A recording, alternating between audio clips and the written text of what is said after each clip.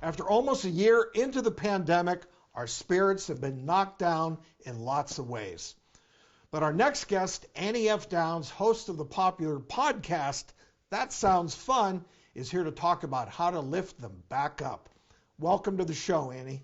Oh, thanks for having me, Dr. Orden. I'm so happy to be here. Oh, it's great to have you. You've written a book, and it's called, get this title, That Sounds Fun, The Joys of Being an Amateur, The Power of Falling in Love, and Why You Need a Hobby. Well, we're going to talk about 4 ways you encourage people to find fun.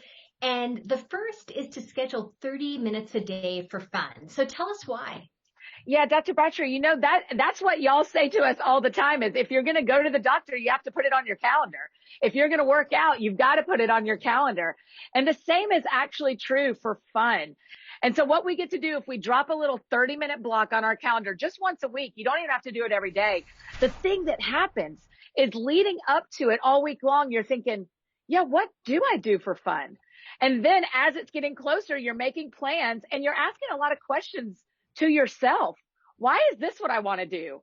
Why am I doing this today? What does this remind me of? And what that ends up doing is giving you not just a 30-minute block of fun, but a real deep understanding of yourself. Well, I love that first one. And your second tip is find the joy in being an amateur. Why is that so important? Well, you know, we can't be amateurs in everything, right? Like I've got to be a professional at my job.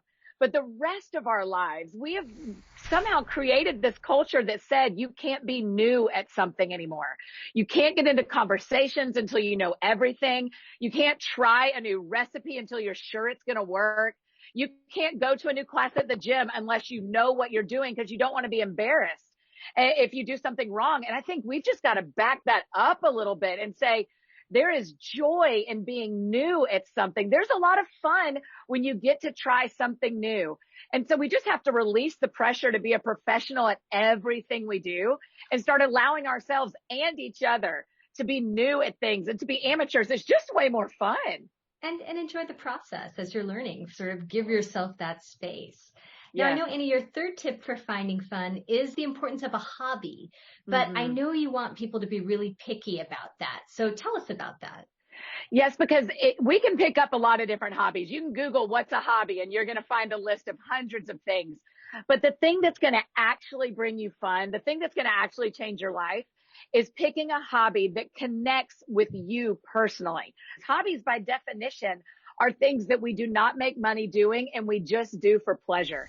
And a lot of times both things can happen, whether we're new at something and we're an amateur, or, and I'm sure y'all have seen this happen before, someone tries a new thing and they get really good at it. And immediately we say, you should sell that.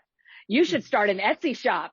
You should go pro, instead of just letting people have hobbies and let them do things for fun. But when you're picky with it, when you connect with something that really matters to you, it's going to do deeper work in you than just using that 30 minutes per week or that amount of time you get to do the hobby. It's going to actually change your life. Annie, these are all great, so insightful.